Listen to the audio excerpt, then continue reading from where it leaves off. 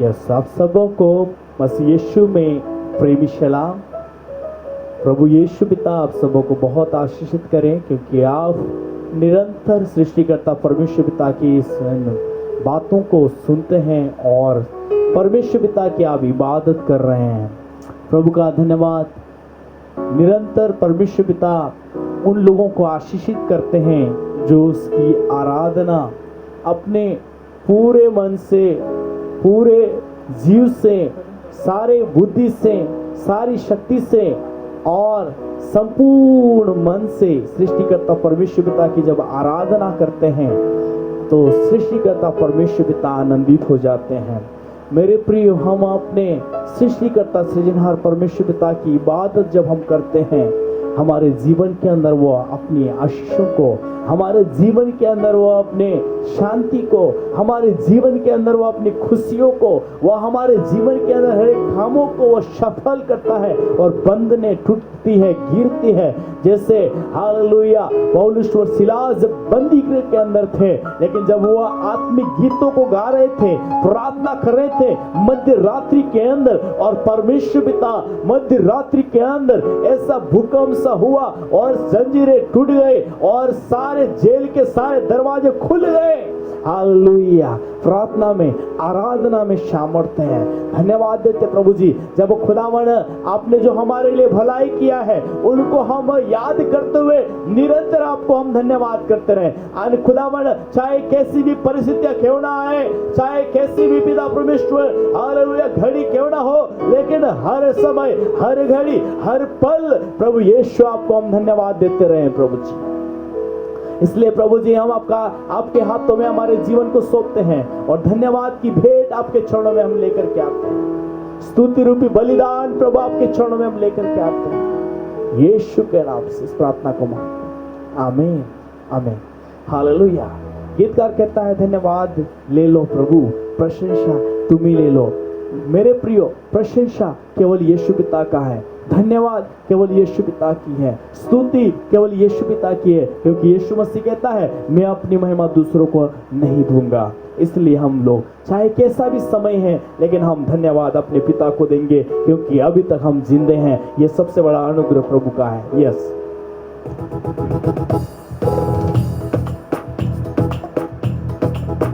धन्यवाद ले लो प्रभु, प्रशंसा तुम्हें ले लो। धन्यवाद ले लो प्रभु, प्रशंसा तुम्हें ले लो।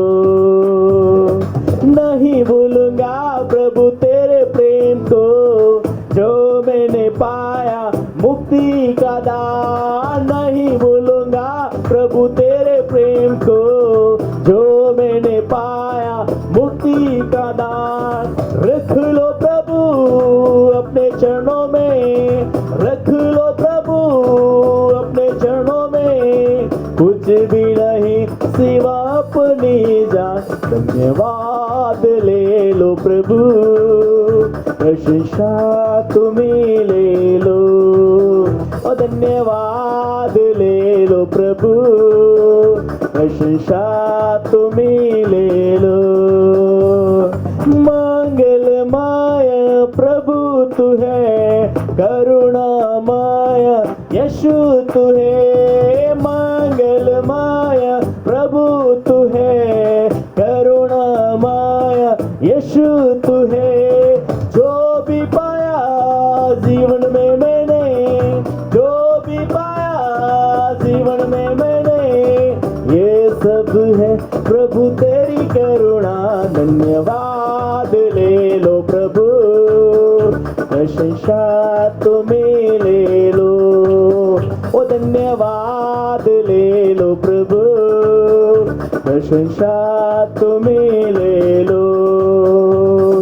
जीवन दाता प्रभु तू है, मुक्ति दाता यीशु तू है। जीवन दाता प्रभु तू है, मुक्ति दाता यीशु तू है। क्रूस पर चढ़ा जीवन दिया, क्रूस पर चढ़ा जीवन दिया। कितना महान प्रभु तेरा यह प्रेम धन्यवाद ले लो प्रभु, प्रशंसा तुम्ही ले लो, धन्यवाद ले लो प्रभु, प्रशंसा तुम्ही ले लो, धन्यवाद ले लो प्रभु, प्रशंसा तुम्ही ले लो। यस, महिमा दे उसको, हालेलुया। चाहे कैसी भी समय हो क्यों ना हो, कैसा भी मुश्किल का समय है, लेकिन हालेलुया अपने सृष्टिकर्ता परमेश्वर पिता की हम इबादत करें, सृष्टिकर्ता परमेश्वर पिता को महिमा दे, हालेलुया, क्योंकि वही महिमा की योग्य प्रभु है, हालेलुया। उसको महिमा करें, हालेलुया। महिमा महिमा हो तेरी, महिमा महिमा हो तेरी, महिमा महिमा हो तेरी, महिमा महिमा हो तेरी, यीशु तेरी महिमा करता हूँ मैं सर्वदा, यीशु तेरी महिमा करता हूँ मैं सर्वदा, महिमा महिमा हो तेरी, महिमा महिमा हो तेरी, महिमा महिमा हो तेरी, महिमा महिमा हो तेरी। तेरे लिए जीऊंगा, तेरे लिए मरूंगा, तेरे लिए यीशु हर दर सहूंगा, तेरे लिए जीऊंगा, तेरे लिए मरूंगा, तेरे लिए यीशु हर दर सहूंगा। पर मैं तेरे वचन को फैलाता ही रहूंगा, पर मैं तेरे वचन को फैलाता ही रहूंगा। महिमा महिमा हो तेरी, महिमा महिमा हो तेरी, महिमा महिमा हो तेरी, महिमा महिमा हो तेरी। तेरे मार खाने से, तेरे गाड़े जाने से, मौत पर विजय पाने से, तेरे मार खाने से, तेरे गाड़े जाने से, मौत पर विजय पाने से, सबका हुआ है उद्धार, सबको मिली नई जिंदगी, सबका हुआ है उद्धार, सबको मिली नई जिंदगी।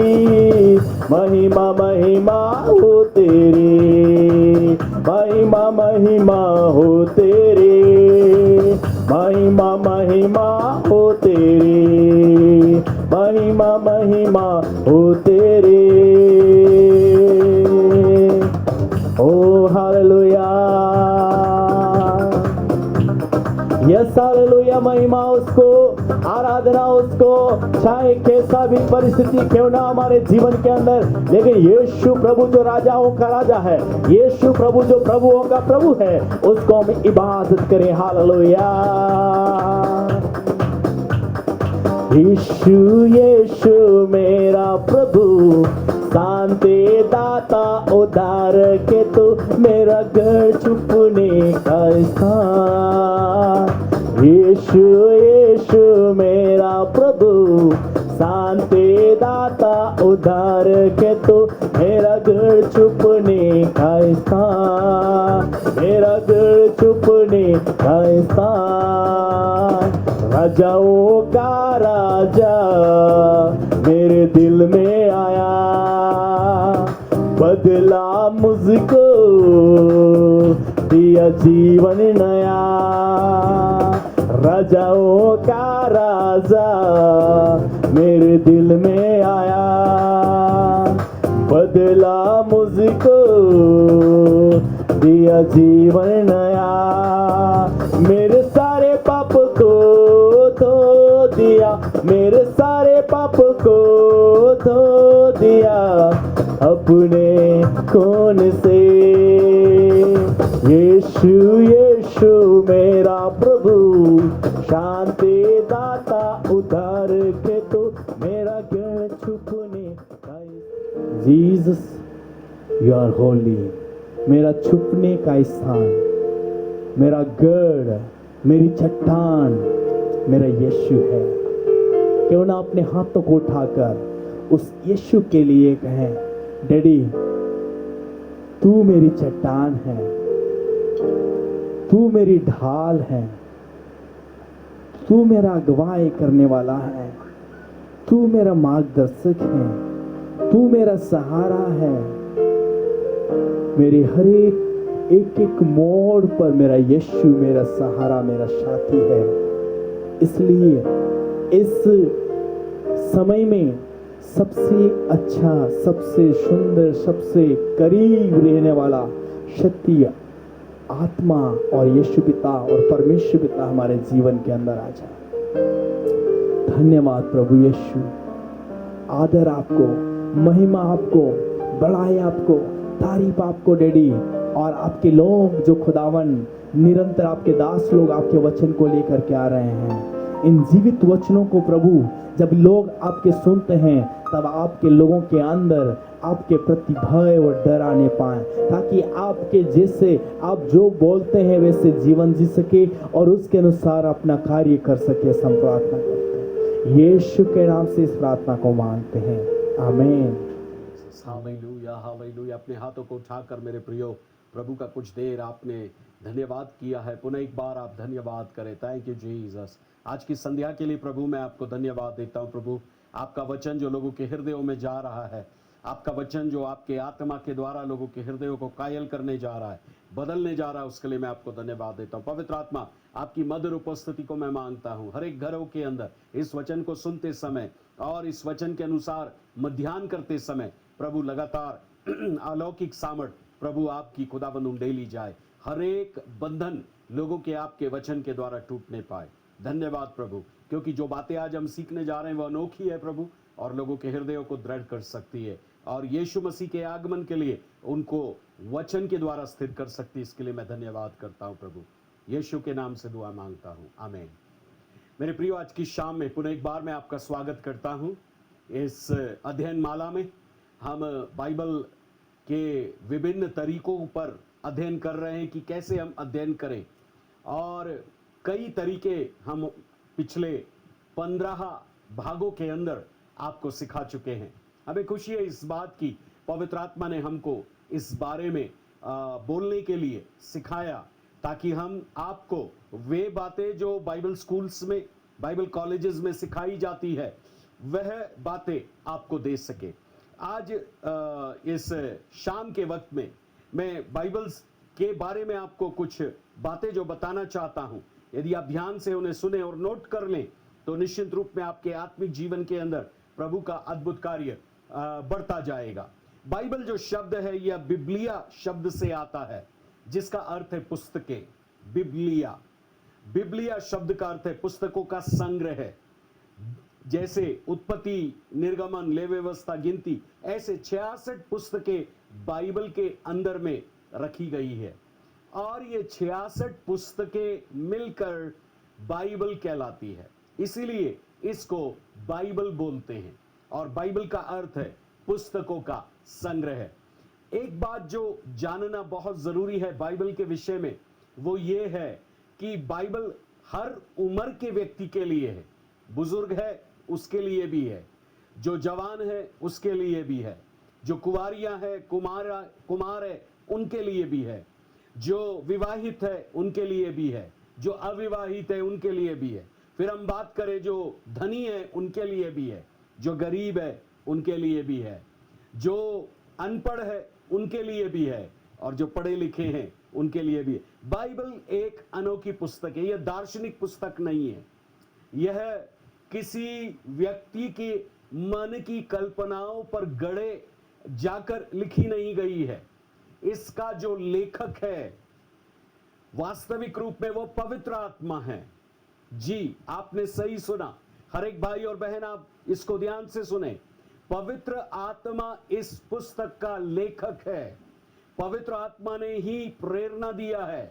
तिमुथियुस की पत्री दूसरी, 2 तिमुथियुस, और उसका 3 अध्याय और उसके 16 वचन में ऐसा लिखा है, 2 तिमुथियुस 3:16 कहता है संपूर्ण पवित्र शास्त्र, संपूर्ण पवित्र शास्त्र मतलब पूरी बाइबल, बाइबल को पवित्र शास्त्र शब्द कहकर पुकारा गया है। इसका मतलब परमेश्वर का जो वचन है वह सिद्ध है, उसके अंदर कोई भी कमी नहीं है। इसलिए कहता संपूर्ण पवित्र शास्त्र परमेश्वर की प्रेरणा से रचा गया है। ये जो प्रेरणा शब्द है अंग्रेजी के अंदर इंस्पिरेशन, प्रेरणा, यदि आप इसका मूल शब्द यूनानी में जाएंगे, इसका अर्थ है वास्तविक रूप में श्वास, ब्रेथ, प्रेरणा। जैसे मैं और आप श्वास लेते हैं और छोड़ते हैं, जिस दिन हमारी श्वास लेना और छोड़ना बंद हो जाता है, उस दिन हम इस दुनिया से कूच करके एक अनोखी दुनिया के अंदर चले जाते हैं, जिसको मृत्यु के बाद का जीवन कहा जाता है।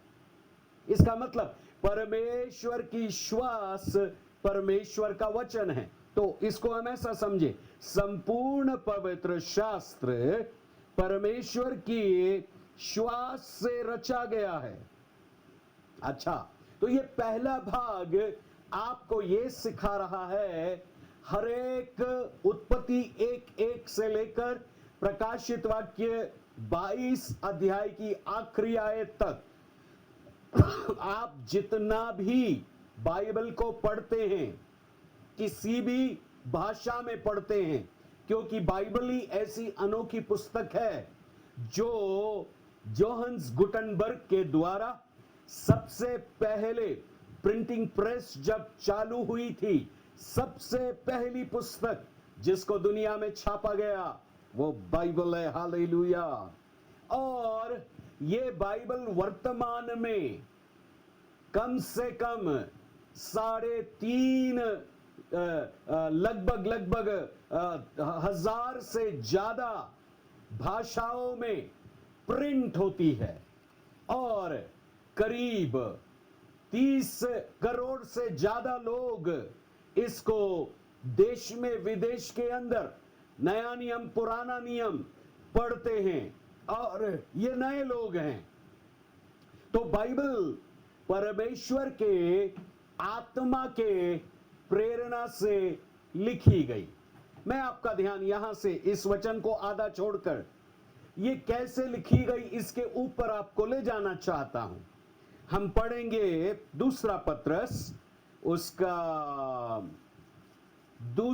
पहला अध्याय, और पत्रस इस बारे में एक बड़ा प्रकाशन देता है। और फिर वापस हम दूसरा तिमुथियुस में आएंगे। दूसरा पत्रस 2 पीटर 1 चैप्टर, और उसका हम पढ़ेंगे 20 और 21। कहता है, पर पहले पहल ये जान लो, पवित्र शास्त्र की कोई भी भविष्यवाणी किसी के अपने ही विचार धारा के आधार पर पूर्ण नहीं होती।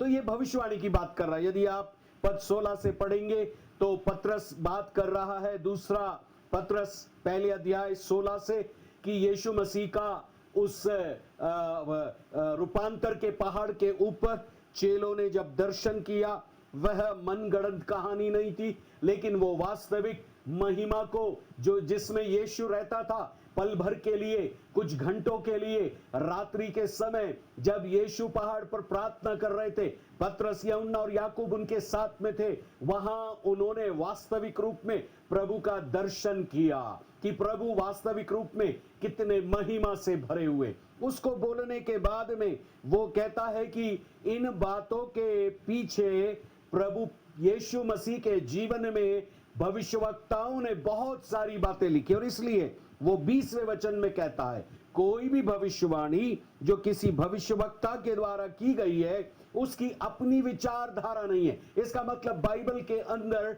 यीशु मसीह के प्रथम आगमन से संबंधित 100 से ज्यादा भविष्यवाणी थी, लेकिन वो पूरी हो गई। और यीशु मसीह के दूसरे आगमन के लिए आज 300 से ज्यादा भविष्यवाणियां, मोर देन 300 prophecies, और वो भी एक दिन पूरी होने जा रही है। कुछ कुछ पूरी हो रही है और कुछ कुछ पूरी होने जा रही है।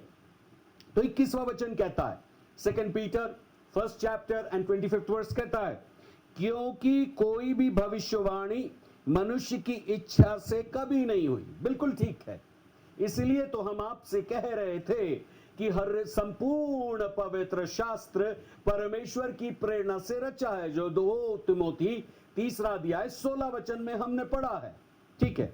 फिर यहां कहता है कि कोई भविष्यवाणी मनुष्य की इच्छा से कभी नहीं हुई, पर भविष्यवाणी कैसे आई? कहता है, भक्त जन पवित्र आत्मा के द्वारा उभारे जाकर परमेश्वर की ओर से बोलते थे। They were guided. They were guided. वे लोग अगुवाई पाए, वे लोग आत्मा में उभारे गए, वे लोग परमेश्वर का संदेश उनके हृदय के अंदर में आया, और तब पवित्र आत्मा ने जब भविष्यवक्ताओं को उभारा, तब वे परमेश्वर की वाणी को पवित्र आत्मा के द्वारा सुनते थे और सुनकर उसको लोगों तक पहुंचाते थे। इसका मतलब पवित्र आत्मा, परमेश्वर का जो वचन है, वो लोगों के आत्मा में लेकर आता था, और वे लोग परमेश्वर की श्वास, जो परमेश्वर का वचन है, अपने अंदर लेते थे, और वो वचन जब वो श्वास के रूप में उनके अंदर आता था, उनको वो शुद्ध करता था, उनकी कमजोरी के ऊपर उनको जय देता था।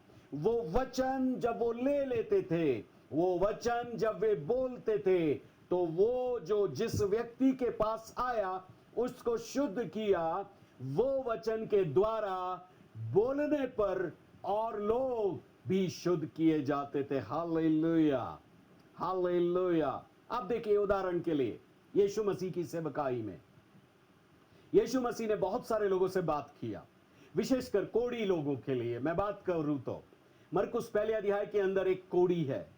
जब यीशु कहीं से जा रहे थे तो वो कोढ़ी ने घुटना टेका और बोला, यदि तू चाहे तो मुझे शुद्ध कर सकता है। और प्रभु ने उसको छुआ और बोला, मैं चाहता हूं तू शुद्ध हो जा। ध्यान दीजिए, 2 बातें यहां पर हो सकती थी। या तो जब प्रभु ने कोढ़ी को स्पर्श किया तो कोढ़ जाना था, या कोढ़ यीशु को लगना था, लेकिन यीशु के पास पवित्र आत्मा से भरे जाने के कारण परमेश्वर का वचन था, क्योंकि यीशु ने कहा है, ध्यान से सुनिए, आत्मा तो जीवनदायक है, शरीर से कुछ लाभ नहीं। मैं जो वचन तुमसे बोलता हूं वे आत्मा भी है और जीवन भी। हालेलुया। यूहन्ना 6:63, जॉन 6:63। इसका मतलब आत्मा के अंदर, पवित्र आत्मा जो वचन देता है उसके अंदर जीवन है। Hallelujah. The word of God carries the life of God. परमेश्वर के वचन के अंदर परमेश्वर का जीवन है, और इस जीवन के अंदर मनुष्य पतित जाति के लिए चंगाई है, पापों की क्षमा है, छुटकारा है, अनंत जीवन है, अर्थात मृत्यु के बाद का जीवन है। वर्तमान की बात करें तो शैतान के ऊपर विजयी है, परीक्षाओं के ऊपर विजय है, अंधकार के साम्राज्य के ऊपर विजय है, क्योंकि पवित्र आत्मा जो वचन लोगों के अंदर लेकर के आता है, वो वचन परमेश्वर का है। हालेलुया। और यीशु ने कहा, वे आत्मा भी है और जीवन भी है। इसका मतलब जहां वचन होता है वहां जीवन होता है, आत्मा होता है। जहां आत्मा होता है वहां वचन होता है। वचन को और पवित्र आत्मा को आप अलग नहीं कर सकते। Glory to be Jesus. Yishu को महिमा मिले। सो परमेश्वर का जो वचन है भविष्यवक्ताओं के द्वारा उभारे जाकर उन्होंने परमेश्वर की ओर से संदेश दिया। अच्छा, एक और संदर्भ इसको जो सपोर्ट करेगा, इब्रानी की पत्री उसका पहला अध्याय और उसका 1 और 2 वचन, बहुत अच्छी बात वहां लिखी है। पूर्व युग में, मतलब पुराने समय में, कब की बात कर रहा है? मलाकी के पहले पूर्व युग में परमेश्वर ने बाप दादों से, मेरे और आपके बाप दादों से थोड़ा थोड़ा करके बात किया और लिखा भांति भांति से भविष्य वक्ताओं के द्वारा बात किया। अभी हमने बात किया, आपको बताया, भविष्य वक्ताओं के जो वचन थे वो पवित्र आत्मा से उभारे जाकर परमेश्वर की आत्मा की प्रेरणा में बोलते थे। हालेलुया। तो जो परमेश्वर की आत्मा की प्रेरणा में वचन आता था वो भविष्यवक्ताओं के अंदर से जब निकल करके जाता था वो परमेश्वर की वाणी ही थी, वचन ही था। और इसलिए यीशु ने कहा मनुष्य केवल रोटी से नहीं परंतु हर एक वचन से जो परमेश्वर के मुख से निकलता है जीवित रहेगा। और फिर आगे लिखा है भविष्यवक्ताओं के द्वारा बातें कर, दूसरा वचन हिब्रू 1:2 पहला अध्याय का दूसरा वचन, इन अंतिम दिनों में मुझसे और आपसे, हमसे लिखा है, मैं कह रहा हूं मुझसे और आपसे पुत्र के द्वारा बातें की। हालेलुया। पुत्र के द्वारा। आप कहेंगे यीशु तो मर करके चले गए, गाड़े गए, जिंदा हुए, स्वर्ग में बैठे। हां, मत्ती का सुसमाचार, मरकुस का सुसमाचार, यूहन्ना का सुसमाचार, लूका का सुसमाचार आप जब कभी सुनते हैं और पढ़ते हैं, परमेश्वर का पवित्र आत्मा आज भी उसके पुत्र की वाणी को आपके आत्मा, प्राण और देह के अंदर में लेकर के आता है। बोलो यीशु प्रभु की जय। हालेलुया। ऐसा लिखा है, हमसे बातें की, जिस पुत्र को उसने सारी वस्तुओं का वारिस ठहराया। हालेलुया। जिस पुत्र के द्वारा, जिस पुत्र के नाम में मुझे और आपको अनंत जीवन मिला, जो वर्तमान का आत्मिक जीवन और भविष्य का अनंत जीवन। हालेलुया। वो पुत्र के द्वारा आज भी हमसे बातें करता। आपको याद होगा पुत्र के द्वारा बात करने का एक उदाहरण हम आपको देते हैं। यीशु मसीह जब क्रूस पर मरे, गाड़े गए, जिंदा हुए, कलीसिया चलने लगी, लेकिन एक व्यक्ति था कलीसिया को बहुत सताता था और उसका नाम पौलुस था, जो शाऊल नाम से पहले जाना जाता था। शाऊल कलीसिया को सताता था और एक दोपहर को जब वो कलीसिया के विरोध में एक पत्र लेकर जा रहा था, जाते जाते रास्ते में सूरज की तपन की उस कड़ी धूप के समय और सूरज की तेज रोशनी के समय एक तेज रोशनी उसके ऊपर आकर के गिरी और उसको घोड़े से नीचे गिरा दिया। उसके साथी लोग एक तेज रोशनी को तो देख रहे थे लेकिन उस आवाज को नहीं सुन रहे थे। वो शाऊल ने केवल सुना और वो शाऊल से आवाज ये कह रही थी, हे शाऊल, हे शाऊल, तू मुझे क्यों सताता है? और शाऊल ने ये जो वाणी सुनी उसके एवज में कहा, हे प्रभु तू कौन है? और वो वाणी कहती है, मैं यीशु हूं जिसे तू सताता है। हालेलुया।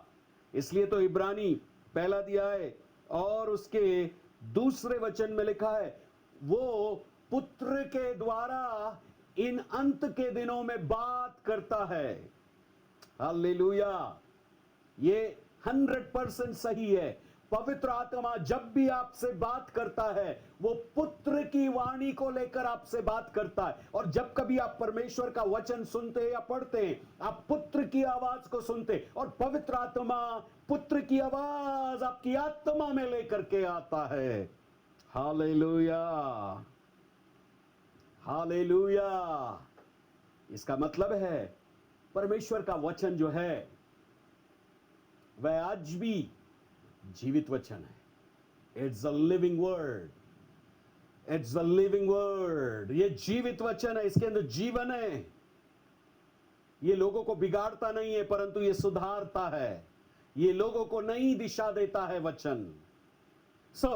हम ये पढ़ रहे थे कि परमेश्वर का जो संपूर्ण पवित्र शास्त्र है वो परमेश्वर की प्रेरणा से रचा गया, और भविष्यवक्ताओं को जब प्रभु ने वचन दिया, पवित्र आत्मा ने उनको उभारा और वे परमेश्वर की ओर से बोले। लेकिन यीशु भविष्यवक्ता नहीं था, यीशु परमेश्वर का पुत्र था। ये पुत्र एक समय वास्तविक रूप में वचन था, और वचन इस पृथ्वी पर 2020 वर्ष पहले शरीर रूप धारण किया, मरियम की कोख के अंदर पवित्र आत्मा से गर्भ धारण हुआ, और ये वचन लोगों के सामने में 33.5 वर्ष चला और फिरा, लोगों को छुआ। इसी कारण पौलुस ने दूसरा तीमुथियुस 3:16 में यह कहा है, संपूर्ण पवित्र शास्त्र परमेश्वर की श्वास से, प्रेरणा से रचा गया है। अब इसके अंदर 3-4 चीजें हैं, और कहता है और उपदेश और समझाने और सुधारने और धार्मिकता की शिक्षा के लिए लाभदायक है, ताकि परमेश्वर का जन सिद्ध बने और हर एक भले काम के लिए तत्पर हो जाए। 4 चीजें, उपदेश, समझाना, सुधारना और धार्मिकता की शिक्षा। हालेलुया। ये 4 बातों को आप ध्यान रखिए। परमेश्वर का वचन मुझको और आपको 4 बातों के लिए दिया गया है। ये श्वास, ये आत्मिक श्वास जो वचन की है, जब आप पढ़ते, सुनते, अपने अंदर लेते हैं, ये आपके अंदर 4 काम करता है। नंबर 1, ये आपके अंदर में उपदेश लेकर के आता है। उपदेश का मतलब होता है सही शिक्षा, सही बातों को जानना। इसका मतलब परमेश्वर के वचन के अंदर में जो खरी शिक्षा है ना, इन अंत के दिनों में बहुत सारे लोग शिक्षा दे रहे हैं, लेकिन बहुत सारे लोगों की शिक्षा खरी नहीं है, और यह बात आप जान लेंगे तो वो शिक्षा आपको बहका सकती है। उदाहरण के लिए पौलुस के दिनों में, पत्रस के दिनों में, यहूदा के दिनों में ऐसे बहुत सारे लोग थे जो मूसा की व्यवस्था को सिखाते थे, और धीरे से शारीरिक गंदी अभिलाषाओं में गिर गए, फिर भी वचन सिखा रहे हैं। मैं ये नहीं कहना चाहता हूं कि हम सिद्ध है जो सिखाने वाले, नहीं नहीं। प्रभु का वचन हम लोगों को सिद्ध बनाने के लिए दिया है। बोलिए, सिद्ध बनाने के लिए दिया है।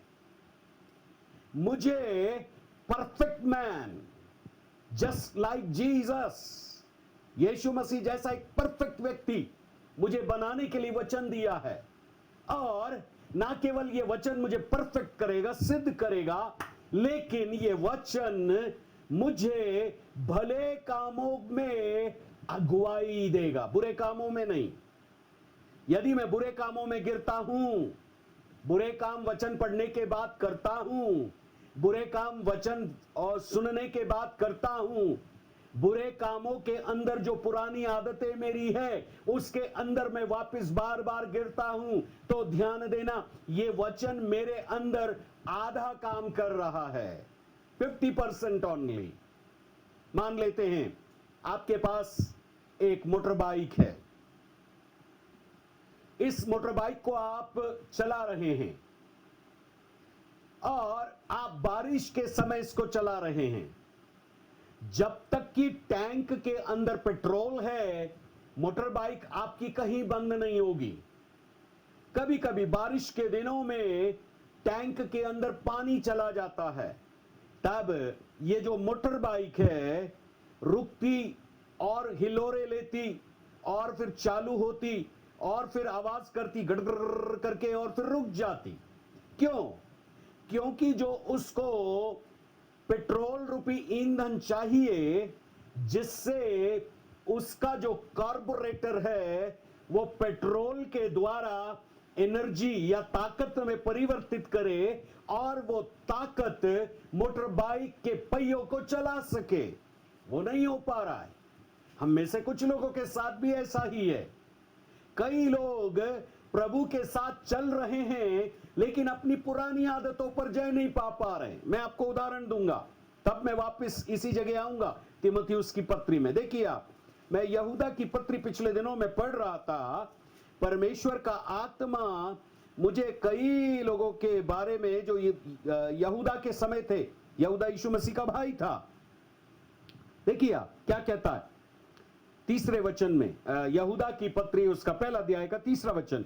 हे प्रियो, जब मैं तुम्हें उस उद्धार के विषय में लिखने का अत्यंत परिश्रम कर रहा था जिसमें हम सब सहभागी है, तो मैंने तुम्हें यह समझाना आवश्यक जाना कि उस विश्वास के लिए पूरा यत्न करो जो पवित्र लोगों को एक बार सौंपा गया, क्योंकि कितने ऐसे मनुष्य चुपके से हम में आ मिले हैं जिनके दंड का वर्णन पुराने समय से पहले से ही लिखा गया।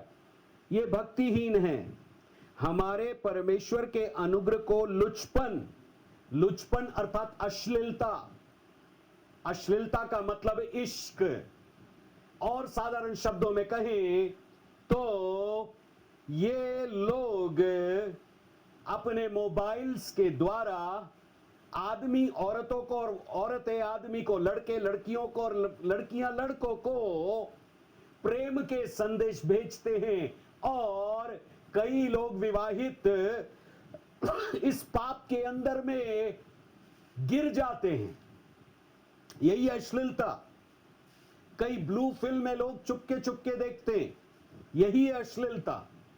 और कहते हैं लुचपन में बदल डालते हैं और हमारे एकमात्र स्वामी प्रभु यीशु मसीह का इनकार करते हैं। ये लोग इनकार करते प्रभु का, और यदि ये लोग प्रभु का इनकार करते हैं तो दूसरा पत्रस के अंदर भी ऐसा लिखा है कहता है प्रभु के वचन के अंदर में 2:10, दूसरा पत्रस 2:10, विशेष करके उन्हें जो अशुद्ध अभिलाषाओं के पीछे शरीर के अनुसार चलते हैं और प्रभुता को तुच्छ जानते हैं, ये ढीठ और हठी है, ऊंचे पद वालों को बुरा भला कहते हैं। आगे आप पढ़ते जाइए, ये पद 14 कहता है, पद 13 बल्कि 12 से, दूसरा पत्रस 2:12, ये लोग निर्बुद्धि पशुओं के तुल्य है जो पकड़े जाने नाश होने के लिए उत्पन्न हुए हैं, जिन बातों को जानते ही नहीं उनके विषय में दूसरों को बुरा भला कहते हैं, और अपनी सड़ाहट में आप सड़ जाएंगे। दूसरों का बुरा करने के बदले इन्हीं का बुरा होगा। इन्हें दिन दोपहरी भोग विलास करना अच्छा लगता है। ये कलंक और दोष है। जब ये तुम्हारे साथ खाते पीते तो अपने प्रेम बोझ करके भोग विलास करते। उनकी आंखों में वे विचार बसा हुआ है, वे पाप किए बिना रुक नहीं सकते। वे चंचल मन वालों को फुसला लेते हैं, उनके मन को लोभ का करने का अभ्यास हो गया है। वे संताप की संतान हैं, वे सीधे मार्ग को छोड़कर भटक गए और बओर के पुत्र बिलाम के मार्ग पर हो लिए, जिसने अधर्म की मजदूरी को प्रिय जाना। और आप पढ़ते जाइए ऐसे लोगों के विषय में जो वचन को सही मायने में अपने जीवन के ऊपर लागू नहीं करते। पत्रस, दूसरा पत्रस 3 अध्याय, और उसमें ऐसे ही लोगों के बारे में कुछ बयान पत्रस ने किया है। वो ये कहता है, दूसरा पत्रस 3 अध्याय पौलुस की पत्रियों के बारे में कहता है कि इसलिए हे प्रियो, जब तुम इन बातों की आस देखते हो तो यत्न करो कि तुम शांति से उसके सामने निष्कलंक और निर्दोष ठहरो, और हमारे प्रभु के धीरज को उद्धार समझो, जैसा प्रिय भाई पौलुस ने भी उस ज्ञान के अनुसार जो उसे मिला तुम्हें लिखा है, वैसे ही सब पत्रियों में भी इन बातों की चर्चा की, जिनमें से कुछ ऐसी है जिनका समझना कठिन है, और अनपढ़ और चंचल लोग उनके अर्थों को पवित्र शास्त्र के की अन्य बातों की तरह खींच तान कर अपने नाश का कारण बनाते हैं। इसीलिए हे प्रियो, तुम इन लोग से पहले इन बातों को जानकर चौकस रहो, क्योंकि अधर्मियों के भ्रम में फंसकर कहीं अपनी स्थिरता को हाथ से खो ना दो। सो मेरे प्रियो, परमेश्वर के वचन ग्रहण करने वाले लोगों को वचन के अनुसार चलना बहुत जरूरी है। इसका मतलब उनको सिद्ध बनना है, यीशु जैसा, अपने चरित्र में सिद्ध, अपने विचारों में सिद्ध, अपने शब्दों में सिद्ध, अपने कार्यों में सिद्ध, अपने परिवार के अंदर सिद्ध, जो कुछ वो करते हैं उसमें सिद्धता। और कई बार आपको सिद्धता ना दिखाई दे तो ऐसे लोगों से अलग होना बेहतर होगा। सो दूसरा तीमुथियुस, दूसरा अध्याय, तीसरा अध्याय, माफ कीजिए, तीसरा अध्याय और उसके 16वें वचन में लिखा है, उपदेश, समझाने, फिर सुधारने और धार्मिकता की शिक्षा के लिए लाभदायक है। इसका मतलब परमेश्वर का वचन जो पवित्र शास्त्र है, पवित्र आत्मा की प्रेरणा से मुझको और आपको दिया गया है, यह वचन स्वर्ग से नहीं टपका, परंतु पवित्र आत्मा ने 1600 वर्षों में 40 विभिन्न परमेश्वर के दासों को, जो विभिन्न जगहों के थे, चुना ताकि परमेश्वर का वचन एक जगह संग्रहित कर सके। ठीक है, तो ये 4 शब्द क्या है? मैं इन 4 शब्दों की तरफ आपका ध्यान ले जाना चाहता हूं और 3 बातें बताकर मैं इस संदेश को समाप्त करूंगा। यहां पर लिखा है उपदेश। उपदेश हमेशा सही चीज को कैसे करना है और क्यों करना है, इसके बारे में दिया जाता है। तो जब कभी हम आपको टीचिंग्स देते, आपको शिक्षाएं देते वचन की, और जो सही प्रभु के दास लोग हैं, जो आत्मा से भरे हैं, जो परमेश्वर के वचन को सही मायने में सिखाते, आत्मा के सीखने से सिखाते, वे सारे लोग, ध्यान से सुनिएगा, वे उपदेश आपको देते हैं। और उपदेश हमेशा प्रभु से लिपटे रहने के लिए दिया जाता है। प्रभु का वचन के अंदर में आपके जीवन का उद्देश्य क्या है, आपके जीवन के लिए भविष्य क्या है, इस बारे में आपको सिखाया जाता है। सो परमेश्वर के उपदेश में हम आपको यह सिखाते हैं सही दिशा क्या है। आप ना तो दाएं मुड़े ना बाएं मुड़े। यदि आप दाहिने मुड़ जाते हैं तो गिर जाएंगे, आप बाएं मुड़ जाते हैं तो गिर जाएंगे। लेकिन एक सीधा मार्ग है जो परमेश्वर के वचन के अंदर में लिखा है। वो सीधा मार्ग टेढ़े मार्ग से अलग है, वो सीधा मार्ग पगडंडी से अलग है, वो सीधा मार्ग एक शॉर्ट रास्ता नहीं है। उदाहरण के लिए शैतान जब यीशु की परीक्षा कर रहा था, बोले तू झुककर मुझे प्रणाम करे तो सब कुछ जो दुनिया का है पल भर के अंदर यीशु को दिखाकर बोला मैं तुझे दे दूंगा। शॉर्ट रास्ता। यीशु ने कहा तू प्रभु अपने परमेश्वर को प्रणाम कर और केवल उसी की उपासना कर। मेरे प्रियो, जो प्रभु के वचन का उपदेश का पालन करना चाहते, उसकी आज्ञाओं को मानना चाहते, उसकी प्रतिज्ञाओं में दृढ़ बना रहना चाहते, उसके अलौकिक वचन को अपने जीवन के अंदर पालन करना चाहते, उनके लिए शॉर्ट रास्ता है ही नहीं। लेकिन जो उपदेश है वो खरा उपदेश है। और इन अंत के दिनों में खरा उपदेश बहुत कम लोगों के पास है। इसको जांचिए, जानिए। जिनके पास सही उपदेश है उन लोगों के साथ बने रहिए, आप स्वर्ग के रास्ते में निरंतर आगे बढ़ते जाएंगे। दूसरी बात यहां लिखा है समझाना। जब आपको सही उपदेश की बातें सिखाई जाती है, उसके बाद आपको क्यों समझाने की जरूरत है? समझाना इसलिए जरूरी है ताकि जो गलत चीज है उसको समझाया जाता है। एक बच्चा है, जब माता पिता के साथ वो बच्चा होता है, माता पिता उस बच्चों को निरंतर अनुशासन में आगे बढ़ाते हैं। खाने का अनुशासन, सोने का अनुशासन, जब उसको शॉर्ट कॉल लगता है शॉर्ट कॉल का अनुशासन, उसको नहाने का अनुशासन, उसको लोगों से बात करने का अनुशासन। ये सारे अनुशासन इसलिए है, यदि मान लेते हैं बच्चा इस अनुशासन में ना पाला जाए तो जंगली किस्म का बन जाएगा। वैसे ही हमारे अंदर बहुत सारी ऐसी आदतें हैं जो आदम से हमको मिली है और वो सही नहीं है। जब परमेश्वर के वचन को आप सुनते हैं, समझते हैं, आज्ञा पालन करना चाहते हैं, वो उपदेश आने के बाद आपको समझाया इसलिए जाता है कि जो गलत मार्ग है उसको छोड़ दें। और फिर लिखा है तीसरी चीज, सुधारना। सुधारते हम इसलिए, जो चीज हमको पता चलती गलत है उसको हम सुधार कर ठीक करते हैं। उदाहरण के लिए पौलुस, पुनः एक बार जो शाऊल था, जब वो प्रभु को नहीं जानता था और वो मसीह लोगों को सताता था, उसको किसी ने उपदेश देने की कोशिश किया, लेकिन उसने नहीं माना। जब स्तिफनुस को मारा जा रहा था, वो जानता था स्तिफनुस प्रार्थना कर रहा है, प्रभु मेरी आत्मा को ग्रहण कर और इस बात का दोष इनके ऊपर मत लगा। और बाइबल कहती वो उसके वध के साथ सहमत था, क्योंकि वो मारने वालों के कपड़े संभाल रहा था, परंतु उसके अंदर कायरता नहीं आई थी। लेकिन जिस दिन यीशु ने उसको दर्शन दिया, प्रभु ने सही मार्ग के अंदर उसको लाने के लिए एक समझाया, बोला मैं यीशु हूं। और तब उसके जीवन के अंदर वो 3 दिन और 3 रात के लिए उपवास और प्रार्थना में बैठा। यही सुधार है। जब आप बीमारी से गुजरते हैं, जब आप तकलीफ से गुजरते हैं, जब आप पैसे की कमी से गुजरते हैं, जब आप हर प्रकार की बुराई से गुजरते हैं, जब आप संकट से गुजरते हैं, जब लोग आपके विरोध होते हैं, जब आपकी पत्नी, आपके पति, आपके घर के लोग आपके विरोध में होते हैं और आप अकेले पड़ जाते हैं, आपको समझ में नहीं आता क्या करना है, वो एक सुधार की जगह है। क्योंकि बाइबल कहती है सुख के दिन सुख मान और दुख के दिन सोच। इसका मतलब यह नहीं कि परमेश्वर आपके जीवन में उन बुराइयों को ला रहा है। परमेश्वर कई बार अनुमति देता है ताकि परमेश्वर के लोग जो सही उपदेश है उसको समझाने के द्वारा, जो समझाया गया है, सुधारने के द्वारा अपने जीवन को सिद्धता के मार्ग पर आगे ला सके। और चौथी बात यहां पर है, धार्मिकता की शिक्षा के लिए लाभदायक है।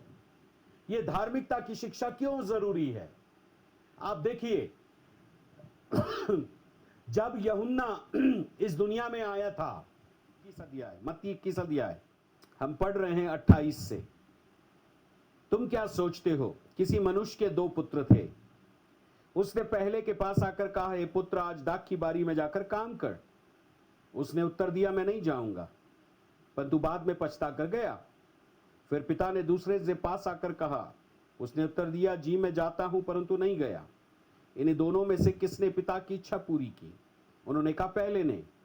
यीशु ने कहा, मैं तुमसे सच सच कहता हूं, मैं सुन लेने वाले और वेश्याएं तुमसे पहले परमेश्वर के राज्य में प्रवेश करते हैं।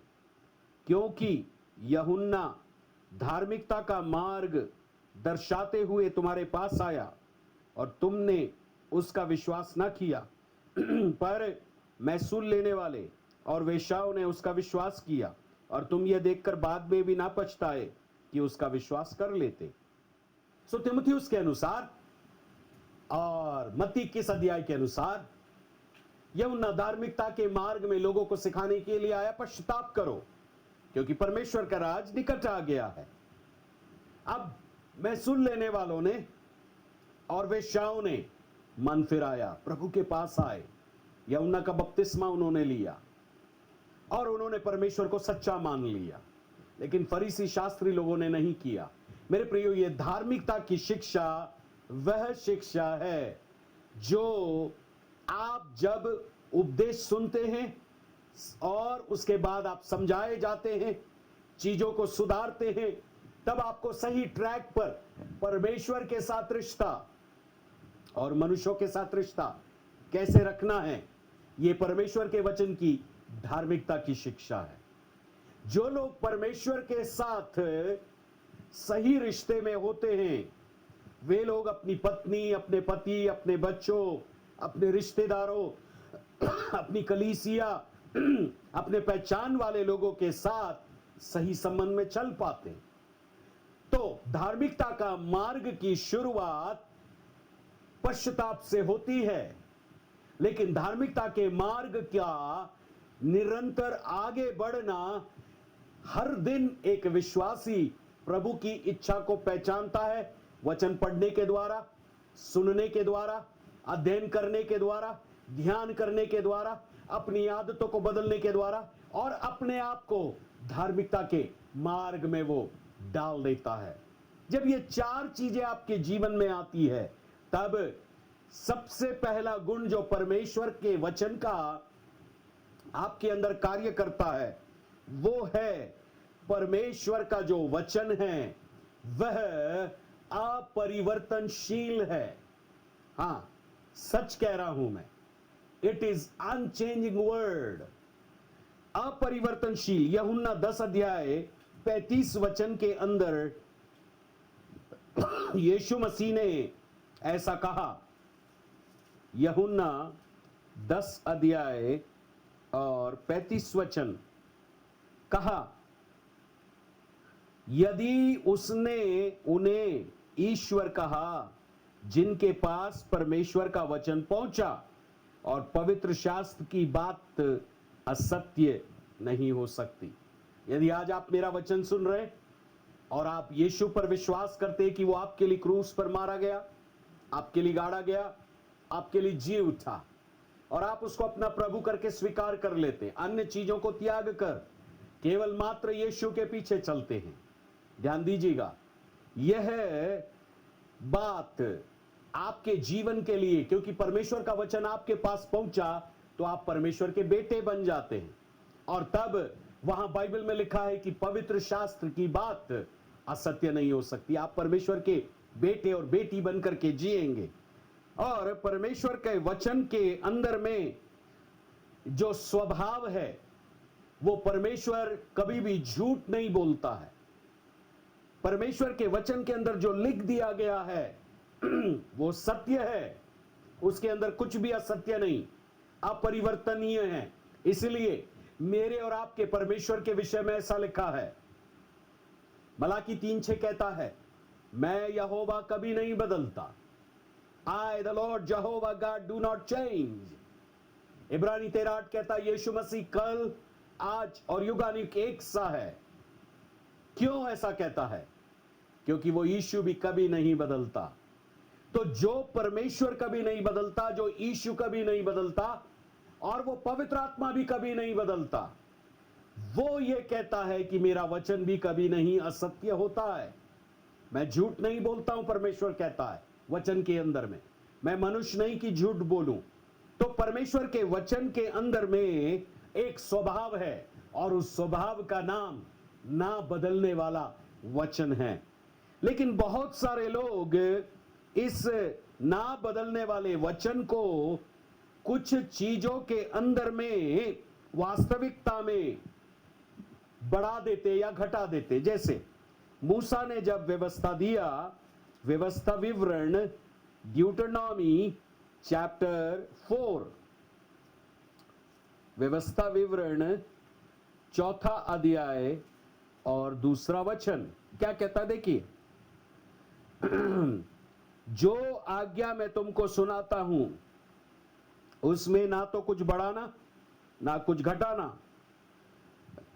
तुम्हारे परमेश्वर यहोवा की जो जो आज्ञा मैं तुम्हें सुनाता हूं उन्हें तुम मानना, कुछ घटाना नहीं, कुछ बढ़ाना नहीं। प्रकाशित वाक्य की पुस्तक 22 अध्याय और उसका 18 वचन ये कहता है, रेवलेशन चैप्टर 22 वर्स 18 कहता है, मैं हरेक को जो इस पुस्तक की भविष्यवाणी की बातें सुनता है गवाही देता हूं। यदि कोई मनुष्य इन बातों में से कुछ बढ़ाए तो परमेश्वर की उन विपत्तियों को जो उस पुस्तक में लिखी उन पर बढ़ाएगा।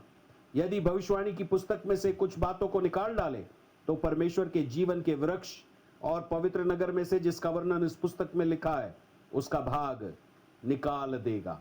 इसका मतलब परमेश्वर के वचन के अंदर में ना बदलने वाली बातें हैं, इसलिए ये वचन हमेशा ना तो आपको बढ़ाने की जरूरत है ना आपको घटाने की जरूरत है।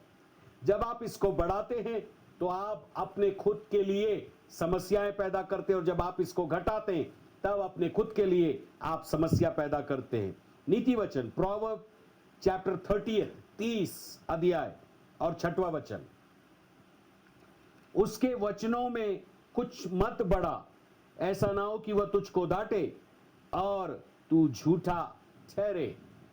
परमेश्वर के वचन के अंदर किसी प्रकार का बदलाव मुझे और आपको करने के लिए मना किया गया है, क्योंकि ये अपरिवर्तनीय वचन है। लेकिन ये मनुष्यों के जीवन में बदलाव लेकर के आता है। दूसरी बात जो मैं आपसे करना चाहता हूं, परमेश्वर का वचन सत्य है। The word of the Lord is truth. Truth का मतलब है जो सच्चाई पर आधारित हो। तो परमेश्वर खुद सच्चाई है, वो कभी झूठ नहीं बोलता है, उसका वचन झूठ नहीं है। इसलिए परमेश्वर का वचन सत्य है। यूहन्ना 17:17 में यीशु मसीह ने जो महायाजकीय प्रार्थना किया, उसके अंदर प्रभु ने ऐसा बोला। आज सुबह जब मैं इस वचन को पढ़ रहा था, यूहन्ना 17वां अध्याय 17 का 17 कहता है, सत्य के द्वारा उन्हें पवित्र कर, तेरा वचन सत्य है। परमेश्वर का वचन सत्य है। The word of God is true. नीति वचन 30 का 5, 30 का 6 हमने अभी पढ़ा था। प्रोवर्ब चैप्टर 30 वर्स 5, हमने अभी 6th वर्स पढ़ा था। अब हम 5वें वचन को पढ़ेंगे। परमेश्वर का एक एक वचन ताया हुआ है और वह अपने शरणागतों की ढाल है। इसका मतलब परमेश्वर के वचन में किसी प्रकार के बदलाव की जरूरत नहीं है। भजन संहिता 119 ये आयतें मैं आपको इसलिए देना चाहता हूं ताकि आप जानें परमेश्वर का वचन कितना सत्य है। 119 का 160 160 ऐसा कहता है, तेरा वचन सत्य ही है और तेरा एक एक धर्म में नियम सदा काल तक अटल है। ओ हालेलुया, परमेश्वर का वचन सत्य है। जो दूसरा गुण है परमेश्वर के वचन का, जो उपदेश समझाने, सुधारने और धार्मिकता की शिक्षा के लिए दिया गया है, उसका दूसरा गुण है परमेश्वर का वचन सत्य है। और ध्यान दीजिए, मैं और आप इस असत्य दुनिया में रह रहे हैं, लेकिन परमेश्वर का वचन जो सत्य है, असत्यता से मुझे वो सत्यता की तरफ ले जाता है। हालेलुया, प्रेज द लॉर्ड, प्रभु को महिमा मिले। तीसरी बात जो मैं आपको कहना चाहता हूं और फिर अपने संदेश को मैं समाप्त करना चाहता हूं, परमेश्वर का वचन अविनाशी है। It is imperishable.